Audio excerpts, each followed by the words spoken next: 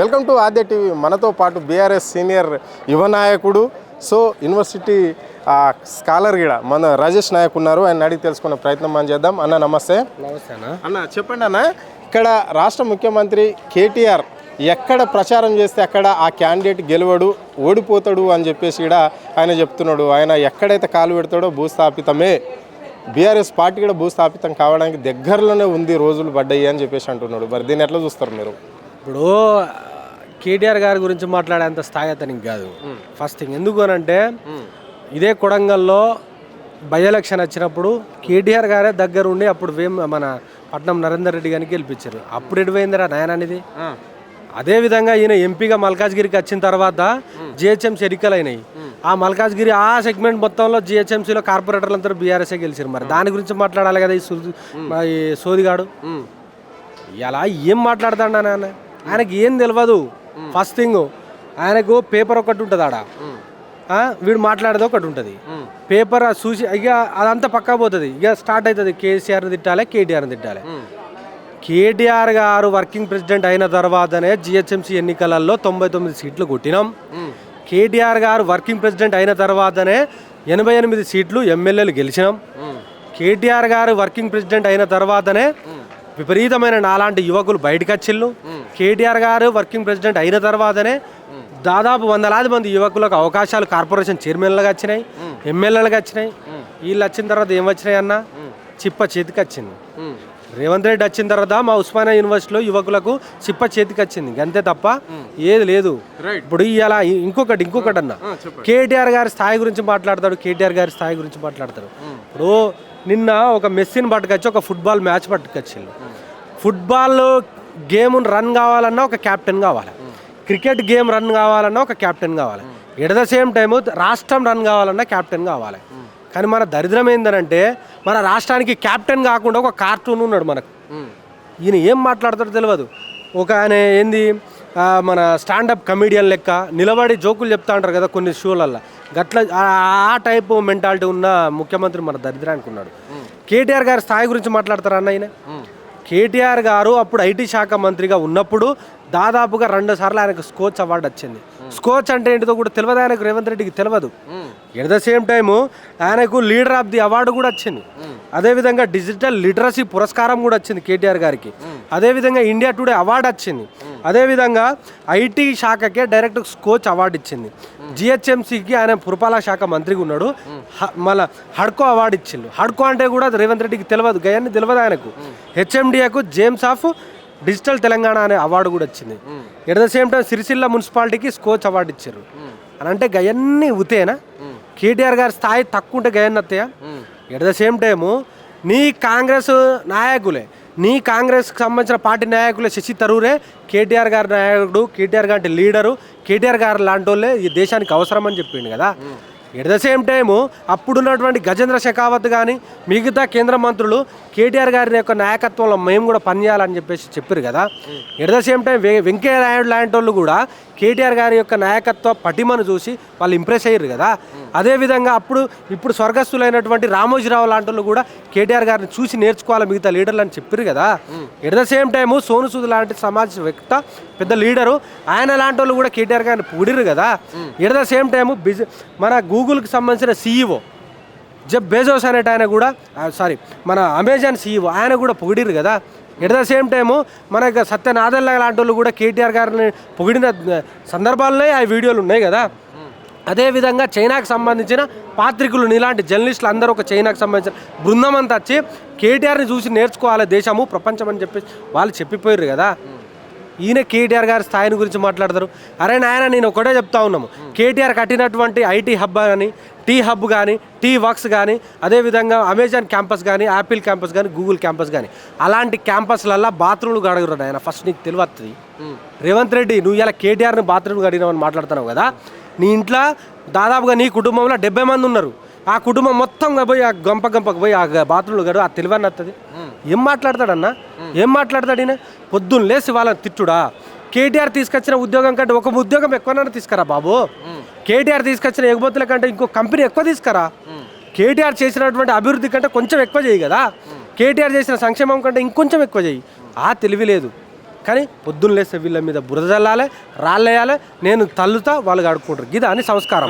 ఇక్కడ యూనివర్సిటీకి వచ్చిన మొట్టమొదటి ముఖ్యమంత్రి గతంలో ఇంద్రమ్మ హయాంలోనే రావడం జరిగింది. ఇప్పుడు రేవంత్ రెడ్డి వచ్చిండు అని చెప్పేసి ఒక ప్రొఫెసర్ కాసింగడ చెప్పడం అనేది అయితే జరిగింది.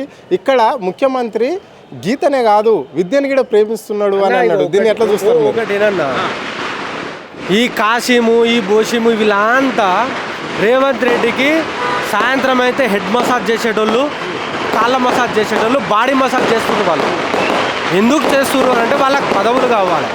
ఏం మనిషి వ్యాను, విప్లవకారుని వాళ్ళు. నువ్వు లెఫ్ట్ సంఘాలలో పనిచేసినావు, నక్సలిజంలో పనిచేసినావు. అలాంటి వాడా ఇట్లాంటి మాటలు మాట్లాడితే, అరే నీకేమైనా కావాలంటే 4 గోడల మధ్యన రేవంత్ రెడ్డికి హెడ్ మసాజ్ చెయ్యి, ఇంకేమైనా ఉంటే బాడీ మసాజ్ చెయ్యి, ఇంకేమైనా చెయ్యి, కాలు పట్టుకో. దాన్ని ఏం చేస్తారో నువ్వు? ఒక ఉద్యమాల గడ్డ, 100 సంవత్సరాల చరిత్ర కలవనటువంటి ఉస్మానియా యూనివర్సిటీ గడ్డ మీద నిలబడి ఇలా నువ్వు రేవంత్ రెడ్డిని పొగుడుతూ ఉంటే సిగ్గుతో తల వంచుకున్నది. ఆడ చిల్లర విషయాలు అవసరమా కాశీం నీకు? నీ గురించి నువ్వే కదా మాట్లాడినావు. ఆ ప్రభుత్వం మీద ఉద్యోగాలు ఇస్తలేదు మాట్లాడినావు నువ్వు. ఇవాళ మరి ఉద్యోగాలు ఇస్తలేదు కదా, దాని గురించి మాట్లాడవా నువ్వు? 2 లక్షల ఉద్యోగాలు ఎడిపోయినాయి, జాబ్ క్యాలెండర్ ఎడిపోయింది. అదేవిధంగా అసిస్టెంట్ ప్రొఫెసర్ల నియామకాలు ఎడిపోయినాయి.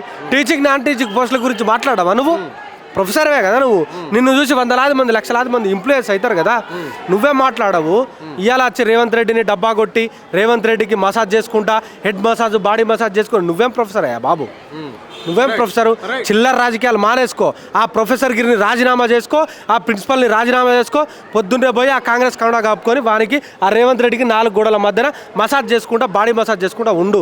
తప్ప ఇలాంటి లాలుచి రాజకీయాలు, ఇలా లత్కోర్ పనులు చేయకు కాశీమని చెప్పి చెప్తాను. ఇంత అరాచకాలు జరుగుతున్నా అంటే ఇక్కడ నిరుద్యోగులకు ఇచ్చిన మాటలే కావచ్చు, లేకుంటే 6 గ్యారెంటీల ముచ్చట్లే కావచ్చు, లగచర్ల రైతులపైన దాడులే కావచ్చు, లేకుంటే వివిధ కేసులల్లో విద్యార్థి నాయకులపైన కేసులు కావచ్చు, అంటే ప్రజాస్వామ్యం ఇంత కూని చేస్తున్న ఈ కాంగ్రెస్ సర్కార్ మరి విద్యావేత్తలు కావచ్చు, లేకుంటే ప్రొఫెసర్లు కావచ్చు, మేధావులు కావచ్చు, ఎందుకు మాట్లాడడం లేదు? వాళ్ళు మాట్లాడరు.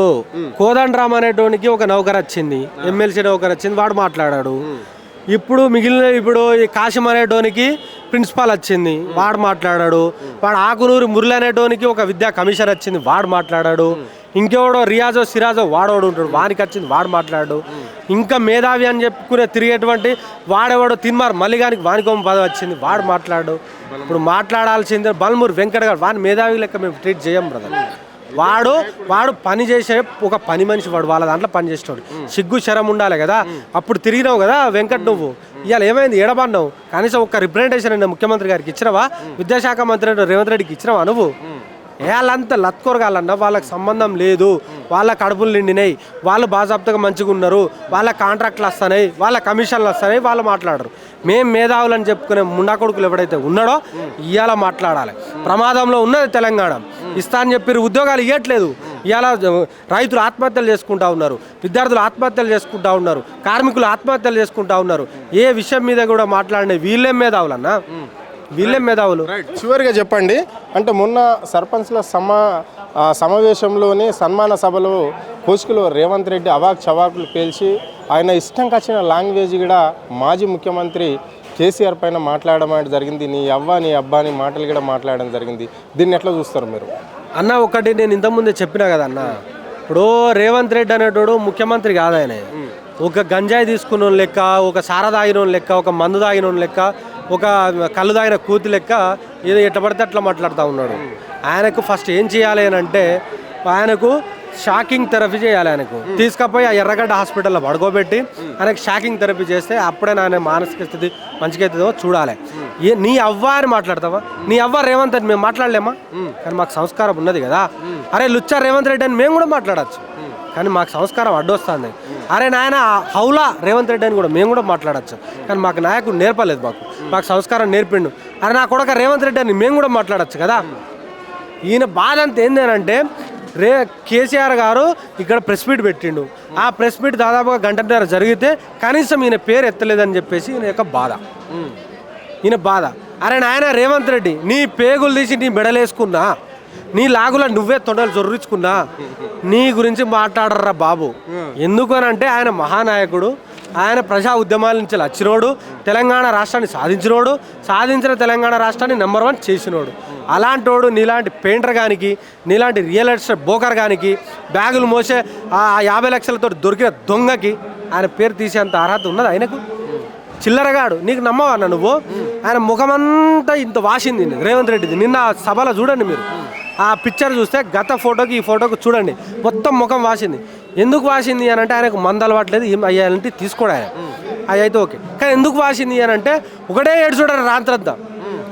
అరే 2 గంటలు కేసీఆర్ గారు మాట్లాడిండు, కనీసం నా గురించి ఒక్క మాట మాట్లాడకపోయా అని చెప్పేసి ఒకటే ఏడు చూడట. నిద్రంతా పోకపోయేసరికి మొత్తం ముఖంతా వాసింది. అరే నాయన, నీ గురించి నువ్వు కాళ్ళు పైకేసి తలగా కిందికేసి నీ గురించి మాట్లాడు, ఎందుకనంటే నువ్వు అన్ఫిట్ సీఎం. సో దయచేసి చెప్తున్నా, ఇప్పటి నుంచిలైనా సంక్షేమం మీద, అభివృద్ధి మీద, అదేవిధంగా ఉద్యోగాల మీద, నిరుద్యోగం మీద, అదేవిధంగా నీకు మిగతా యొక్క అంశాల మీద దృష్టి సారించు. కేసీఆర్ గారిని పక్కా పెట్టు. వాళ్ళ పని వాళ్ళు చేసుకుంటా పోతూ ఉన్నారు, వాళ్ళు ప్రజల పక్షాన నిలబడ్డారు. నువ్వు ప్రజల తరపున ఉన్నావు కాబట్టి నువ్వు ఆ పనులు చెయ్యి నాయన. వాళ్ళ గురించి నీకెందుకు, వాళ్ళ పని వాళ్ళు చేసుకుంటూ పోతారు. దయచేసి ఫస్ట్ సంక్షేమం గురించి ఆలోచించు, అభివృద్ధి గురించి ఆలోచించు, తెలంగాణ బాగోగుల గురించి ఆలోచించు తప్ప ఇలాంటి లత్కూర్ రాజకీయాలు చేయకని చెప్పేసి మేము అంటా ఉన్నాం.